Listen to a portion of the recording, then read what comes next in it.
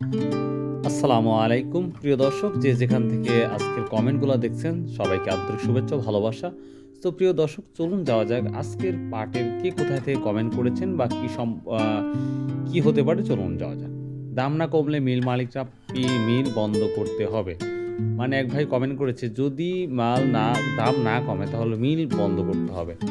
কি হবে ভাই পাটের দাম? আল্লাহু আলাম ভাই, আল্লাহ ভালো জানে কি হবে। তো অনেকেই বলছে ধৈর্য ধারণ করতে হবে, বাকিটা দেখা যাক।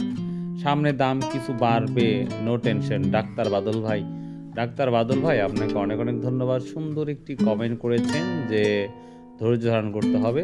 কৃষকের উন্নতি অনেকেই সহ্য করতে পারে না, সবাই ধৈর্য ধরুন, পাটের দাম হবে ইনশাআল্লাহ। একটি ভাই সুন্দরভাবে লিখেছে যে ধৈর্য ধারণ করতে হবে, গরিবের ভালো কেউ চায় না, ধৈর্য ধারণ করতে হবে। ইউসুফ ভাইয়া পাটের দাম হবে না, রপ্তানি নাই। আরেকটা ভাই বলেছে যে পাটের রপ্তানি নাই বললেই চলে, যার জন্যই পাট আমদানি মানে দাম না কমলে মিল মালিকরা মিল বন্ধ করতে হবে।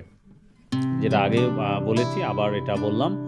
তো প্রিয় দর্শক, দেখি আরেকটা ভাই লিখেছে, গড় পাটের নতুন একটা সেল হয়েছে, মনে হচ্ছে অল্প দিনের বাজার পরিবর্তন হবে বা পাট রপ্তানি হবে। আসলে ভিডিওটা ঠিক আছে, হয়তো স্ক্রিনটা আরেকটু দেওয়া উচিত ছিল। কমেন্টটা আবার পড়তে আসলাম। গড় পাটের নতুন একটা সেল হয়েছে, মনে হচ্ছে অল্প দিনের বাজার পরিবর্তন হবে, কিন্তু কোন দেশ রপ্তানি হয়েছে সেটা জানি না। তো এক ভাই বলছে হয়তো রপ্তানি হচ্ছে বা হবে, কোন দেশ এটা সঠিক সে বলতে পারে নাই।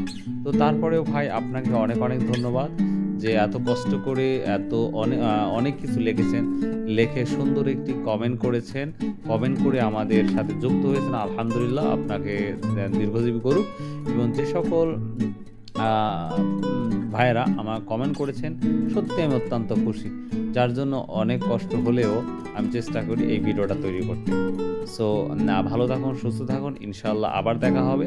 রবিবারে যদি নাজিরপুর পাট আসে বা পিছা কেনা হয়, তাহলে অবশ্যই আমরা সেই তথ্যটা আপনাদের জানিয়ে দেবো ইনশাল্লাহ। সো বাই, আল্লাহ হাফেজ, আসসালামু আলাইকুম রহমতুল্লাহ।